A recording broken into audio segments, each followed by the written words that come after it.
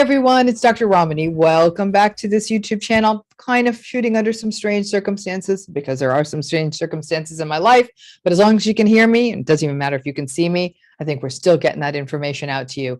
So today, back to those proverbs, we're going to take on a proverb many of you have heard. Revenge is a dish best served cold. And before I get to that, I'm going to give you that reminder. We're coming up. It's January. Getting into our healing program, great time to start it. I'm not a big fan of New Year's resolutions, but I am a big fan of, I think in a new year, we do take on a new perspective. Go down, take a look at those, the video description. You'll see a link. You get more information. Would love to have you join us right from the beginning. But let's go back to these proverbs. Let's talk about this idea that revenge is a dish best served cold. Many of you have heard this proverb. It's one that's been around for a long time. And as you know, I love me my proverbs. It's actually getting so fun to do this series because I love hearing these proverbs all of you are sending in. Please keep sending them. Now let's talk about this one though. The sourcing on this proverb is around the 1800s from the French. Perhaps it's from the novel Dangerous Liaisons. I cannot speak French, so I'm not even going to try to pronounce any of this in French. But there are some riffs on this proverb that come from Shakespeare and other writers over time, probably because in a way it's true. Now, what does it mean that revenge is a dish best served cold? It's a way of saying that reactive revenge in the moment, meh, that's basic revenge. This proverb suggests that revenge is best meant to be something that is deliberated over and delivered at a moment, perhaps when enough time has passed that the other person does not suspect it, and with an intentional planfulness that can result in that revenge, as it were, having a real impact. Now, this is a tricky proverb when it comes to narcissistic abuse. We know that narcissistic people are vindictive. It's in their DNA, but they often tend to be quite reactive in their vindictiveness. They want to bring you down right away. They want to harm you and smear campaign you quickly. By definition, narcissistic folks have a real inability to delay gratification or revenge, and instead, they tend to seek their revenge out swiftly and sometimes quite sloppily. Now, revenge is a loaded term. Overall, it's not good for us. Focusing on revenge, as I've said, can often leave people ruminating and in their heads. The more you remain focused on getting revenge on the narcissist, the more you are giving them the valuable real estate in your head. And then you sort of remain stuck in the relationship.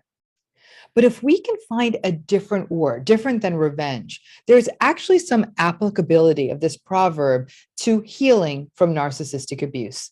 Instead of saying that revenge is a dish best served cold, we can recognize that your success, your health, your excellence, your happiness, frankly, are actually quite strangely revenge. And so that means that the best way to stick it to the narcissist, as it were, is you getting your house in order, to not ruminate over them and not continue to engage with them. Too many people fight the wrong revenge fight with the narcissist. They focus on bad things happening to the narcissist, or a public shaming, or the fantasy of the person they cheated with breaking up with them, or them losing their business or their money or reputation or something that brings them down. That's the wrong play. Revenge is you doing you. Now, will the narcissist notice or care if you are getting your life together? Who the hell knows? You aren't getting it together to exact revenge, but rather to save yourself. In most cases, probably not. They won't notice. But sadly, they tend to have a I want to destroy your happiness radar. And if they sense your life is on the upswing, they will attempt to harm it just because they believe revenge is a dish best served hot. But by and large, your small victories aren't that interesting to them. The revenge, as it were, is really that you aren't living as a prisoner to them, thinking about them, controlled by them, trying to outplay them or outwit them, but rather getting out and disengaging. This proverb actually fits in quite well with the series that we're doing right now on narcissistic victories.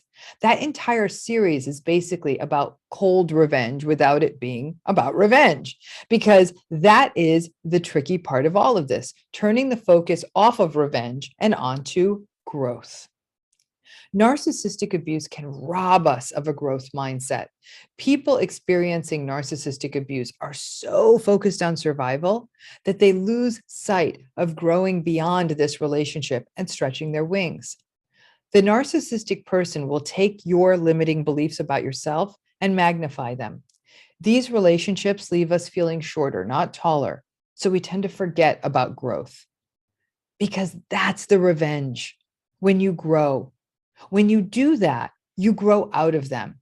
You are no longer hooverable. The euphoric recall sort of dissipates. The distorted memories start to become more accurate. You stop gaslighting yourself. So their manipulations and their BS start to look like amateur hour. But growth takes time. It's different for everyone, but it's not as simple as removing the narcissistic person from your life and voila, you're better. It's a process of ungaslighting, of addressing core wounds, of shifting core beliefs, of having a healthier schema about yourself, about cherishing your own reality, about learning to validate yourself. None of that happens overnight. It takes a while, sometimes months, sometimes years. There's no clock on this. And that process of growth, that's the revenge. You start to become more immune to all of this. And then one day, perhaps they try to hoover you, or you run into them, or whatever happens, and you grew. And you may be a little triggered when you see them, but you're okay.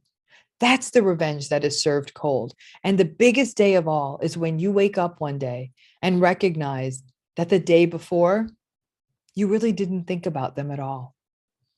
So while revenge may not be the right word, revenge in a narcissistic relationship is really about you no longer being vulnerable to their manipulations.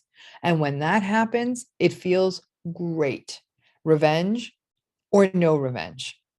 So let's not call it revenge. Let's call it taking yourself back. Above all else, just take your time with it and serve it cold.